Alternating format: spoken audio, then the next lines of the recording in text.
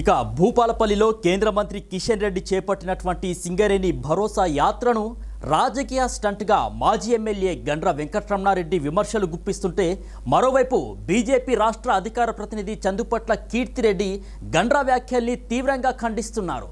ఇరు పార్టీల నేతల పరస్పర విమర్శలు ప్రతి విమర్శలతో భూపాలపల్లి రాజకీయాలు కోల్వారుగా మారిపోయాయి.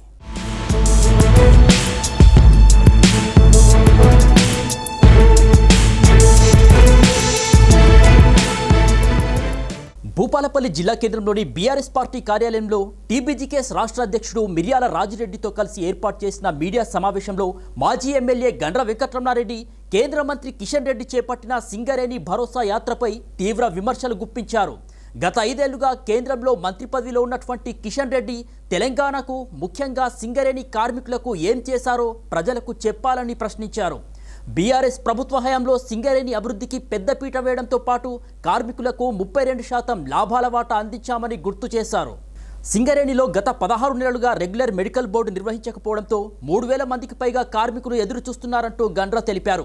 వెంటనే మెడికల్ బోర్డు నిర్వహించి అర్హులైన వారికి ఉద్యోగావకాశాలు కల్పించాలంటూ డిమాండ్ చేశారు. ఇక బీజేపీ చేపడుతున్నటువంటి భరోసా యాత్రలు కార్మికుల కోసం కాదని కేవలం రాజకీయ ప్రయోజనాల కోసమేనట్టు గండ్ర ఆరోపించారు. కోల్ మినిస్ట్రీ చూస్తున్నటువంటి కిషన్ రెడ్డి గారు నిన్న భూపాలపల్లికి పర్యటనకు, అది ముఖ్యంగా సింగరేణి కార్మికుల ఉండేటువంటి మైనింగ్ల ప్రాంతాలను కూడా పర్యటన చేసి పోవడం జరిగింది. కిషన్ రెడ్డి గారు ఒక కేంద్ర మంత్రి హోదాలో రావడాన్ని మేమంతా కూడా రావడం మంచిదే, కానీ మీరేమి ఈ సింగరేణి కొరకు మీరు ఏం చేసి, మీరు ఒక కేంద్ర మంత్రి, గత 5 సంవత్సరాలు మీరు కేంద్రంలో మంత్రిగా ఉన్నారు. కాకపోతే ఈ శాఖ మంత్రి గారు కేంద్ర యూనియన్ క్యాబినెట్లో క్యాబినెట్ మినిస్టర్గా ఉన్నారు. మీరు ఈరోజేమో కోల్ మినిస్టర్గా ఉన్నారు. మీరు కోల్ మినిస్టర్ అయ్యి కూడా 2 సంవత్సరాలు దాటి దాదాపు 2-3 నెలలు అవుతా ఉన్నారు. నిన్న మీరు వచ్చి మాట్లాడేటువంటి మాటలు చూస్తూ ఉంటే హాస్యాస్పదంగా ఉన్నాయి. మేము గతంలో మా సింగరేణి బొగ్గుగని కార్మిక సంఘం, భారత రాష్ట్ర సమితి ఇద్దరం కూడా కేంద్ర ప్రభుత్వ విధానాల వల్ల సింగరేణి యొక్క భవిష్యత్తు అంధకారంలో పడబోతూ ఉన్నది. కోల్ మైన్స్ అన్నీ కూడా సింగరేణికి బేషరతుగా ఎనీ కాంపిటీషన్ సింగరేణికి ఇవ్వండి అని చెప్పి ధర్నాలు చేసినాం, నిరాహారదీక్షలు చేసినాం. సింగరేణికి కేటాయించాలని చెప్పి పెద్ద ఎత్తున మా పార్లమెంటు సభ్యులు మేమందరం కూడా శాసనసభలో తీర్మానం చేసినాం. ఎన్ని చేసినా కేంద్ర ప్రభుత్వానికి చీమ కుట్టినట్టు కూడా కాలే. నిన్న వచ్చి ఇక్కడ ఒక మైన్ మేము ఇచ్చినాం, పెద్ద కోట్ల రూపాయల లాభం వస్తుంది, సింగరేణికి టర్న్ ఓవర్ అవుతుంది, బాగా అద్భుతాలు జరుగుతాయని చెప్తా ఉన్నారు. అది గతంలో ఉండేటువంటి యూపీఏ 2 మన్మోహన్ సింగ్ గారి ప్రభుత్వం ఆ రోజు మన ప్రాంతానికి కొన్ని మైన్స్ను అలాట్ చేయడం జరిగింది.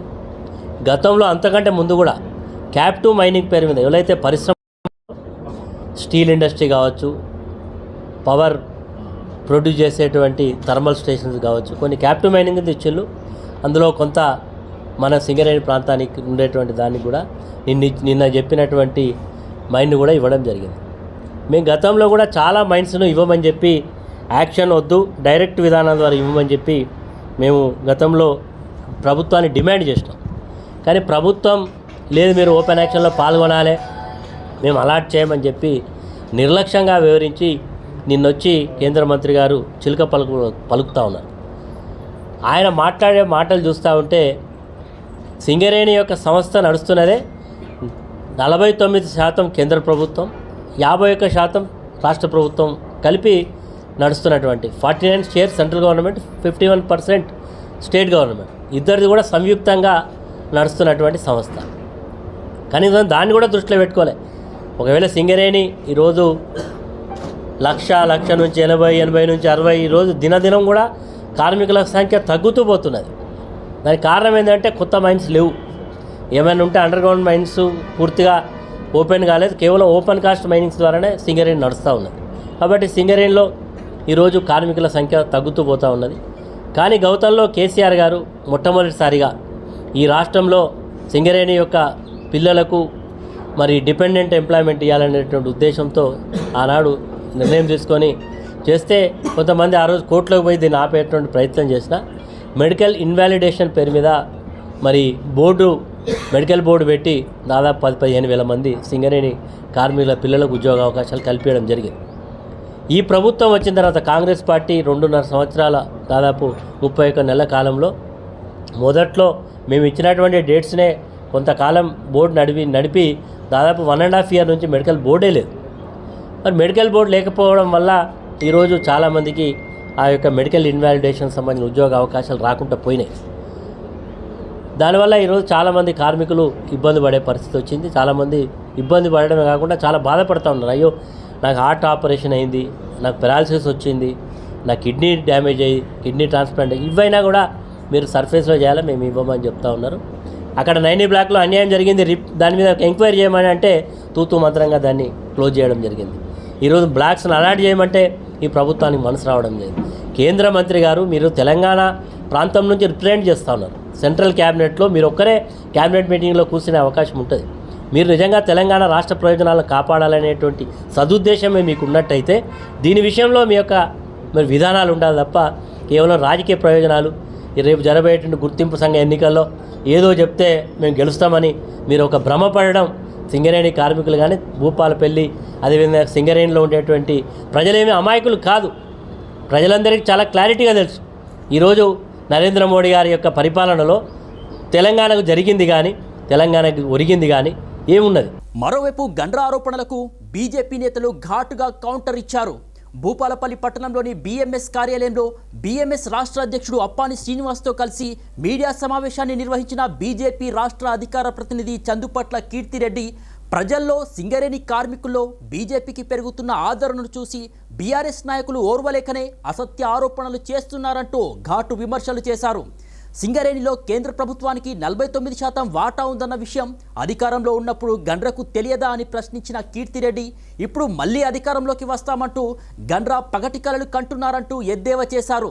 మాజీ ఎమ్మెల్యే గండ్ర ప్రజాసేవ కంటే తన వ్యాపార సామ్రాజ్యాన్ని విస్తరించుకోవడంపైనే దృష్టి పెట్టారని ఆరోపించారు.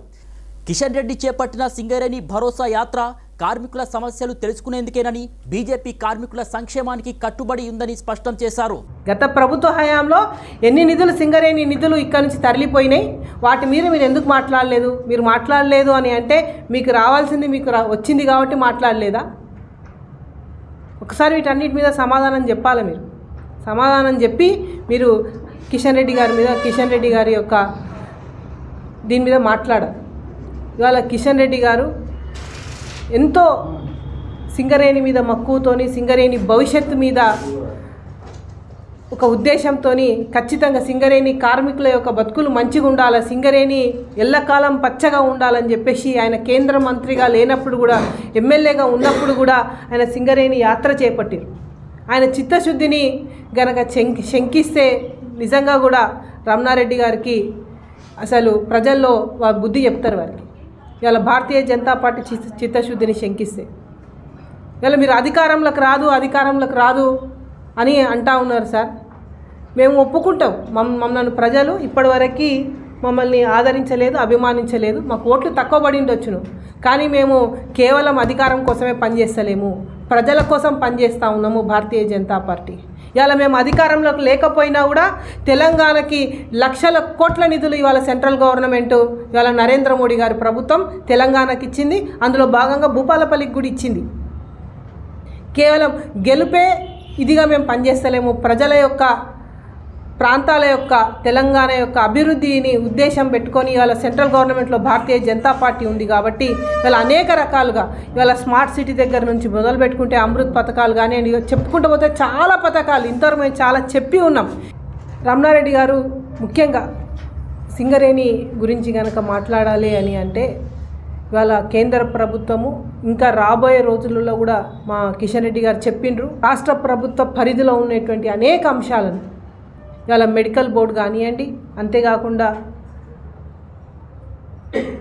ఉద్యోగస్తుల యొక్క ఇన్కమ్ ట్యాక్స్కి సంబంధించినటువంటి రియంబర్స్మెంట్ విషయం కానివ్వండి, అనేకం కూడా మొన్న కిషన్ రెడ్డి గారు వచ్చిన సందర్భంలో కూడా వారు చెప్పారు, మేము అధికారంలోకి వచ్చిన వెంబడే ఖచ్చితంగా తెలంగాణలో సింగరేణి ఏదైతే రాష్ట్ర ప్రభుత్వాలకు ఇస్తున్నటువంటి రాయల్టీ ఏదైతే ఉందో ఆ డబ్బులతోని మేము ఖచ్చితంగా రీఎంబర్స్మెంట్ ఏదైతే ఇన్కమ్ ట్యాక్స్ రీఎంబర్స్మెంట్ ఏదైతే ఉందో ఇన్కమ్ ట్యాక్స్ రీఎంబర్స్మెంట్ని రాష్ట్ర ప్రభుత్వం తరఫున ప్రతి నెల కూడా చెల్లిస్తామని చెప్పేసి మొన్న భూపాలపల్లిలో సింగరేణి బొగ్గుబాయి మీద జరిగిన 18 క్లైన్ మైన్లో వాళ్ళు ప్రత్యక్షంగా అనౌన్స్ చేయడం జరిగింది. ఇక మళ్ళీ మీరు అధికారంలోకి వస్తామనేటువంటి మాట మాత్రం, మీరు మళ్ళీ ఎమ్మెల్యేగా గెలుస్తారా అనేటువంటిది మాత్రం అది కళ. ఎందుకంటే మీరు చేసినటువంటి అవినీతి, మీరు చేసినటువంటి వెంచర్లు కానివ్వండి, మీరు చేసినటువంటి ఇసుక దందాలు కానివ్వండి, మీరు పర్సనల్గా మీ వ్యాపారం కోసం చేసుకున్నటువంటి మీ పామాయిల్ ఫ్యాక్టరీలు కానివ్వండి, ఇలా మీరు భూపాలపల్లిలో మీరు అభివృద్ధి చెందినరు తప్పితే, మీరు పర్సనల్గా మీ యొక్క కుటుంబ ఆస్తులు పెంచుకున్నారు తప్పితే, మీరు పర్సనల్గా మీ యొక్క వ్యాపార సామ్రాజ్యాన్ని పెంచుకున్నారు తప్పితే, ఎమ్మెల్యే అయిన తర్వాత ప్రజలకు చేసింది నయా పైసా లేదని చెప్పేసి మేము చెప్తా ఉన్నాము. ఖచ్చితంగా రాబోయే రోజుల్లో భారతీయ జనతా పార్టీ భూపాలపల్లిలో జెండా ఎగరవేయబోతా ఉన్నది. ఇలా సింగరేణి భరోసా యాత్రను కేంద్రంగా చేసుకొని భూపాలపల్లిలో బీఆర్ఎస్ బీజేపీ మధ్య మాటల యుద్ధం మరింత ముదిరింది.